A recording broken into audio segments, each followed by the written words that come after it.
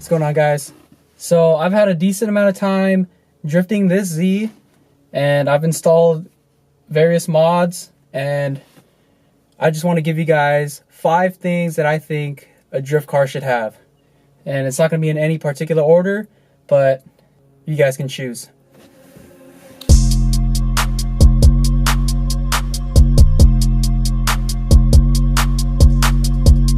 Alright, the first thing on the list is a hydro e-brake.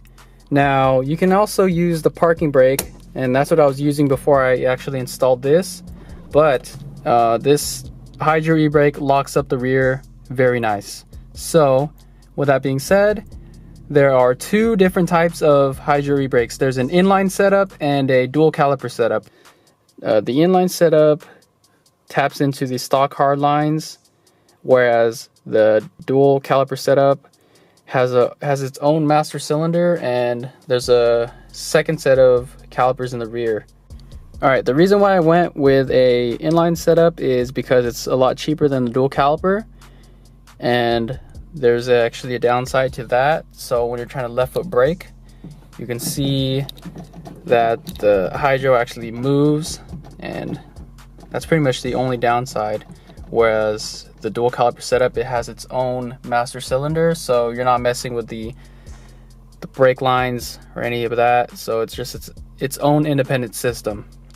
So that is number 1.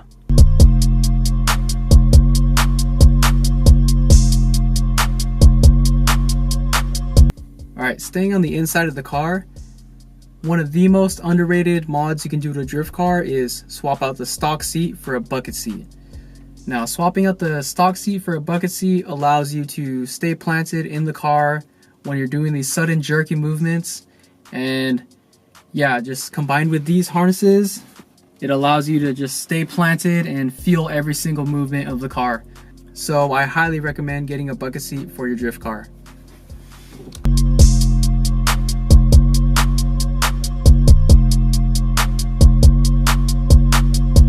Alright, on the Z chassis there are 2 options when it comes to differentials.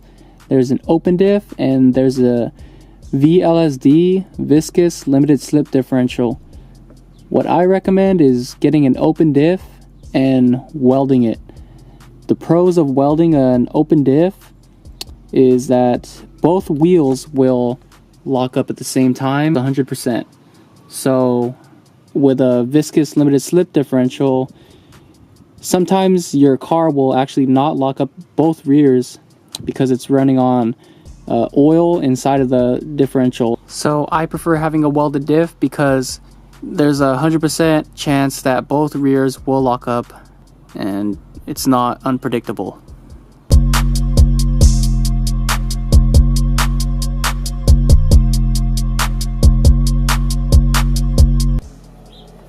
Alright, one of my favorite parts is tires.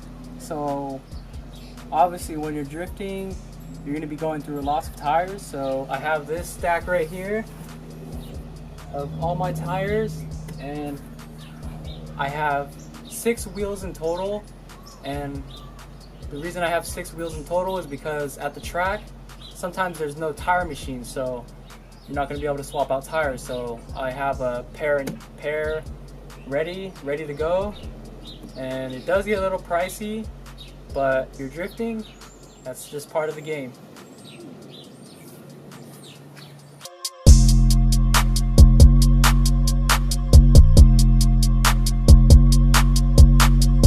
Alright, saving the best for last is coilovers. Now I went with a budget coilover stance, and so far they have done me good. So shout out to Stance Coilovers. And what coilovers do is they allow you to lower your center of gravity, and I think I dropped my car 2 inches.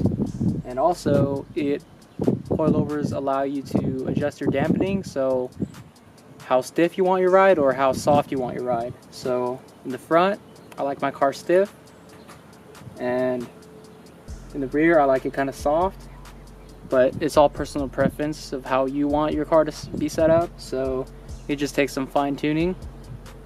And yeah, that's pretty much it. Alright guys, that's gonna do it for my list. Pretty much this video is just meant for beginners.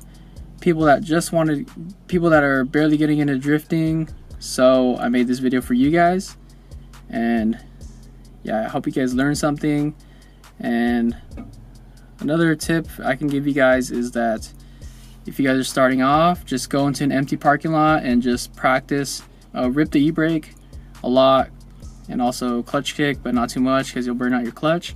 But what I was doing was just going into empty parking lots and just trying one single turn and learning slowly at a time. So yeah, it's just a matter of seat time and how much practice you get, even with anything. So yeah, I hope you guys learned something, and thank you guys for watching. Peace.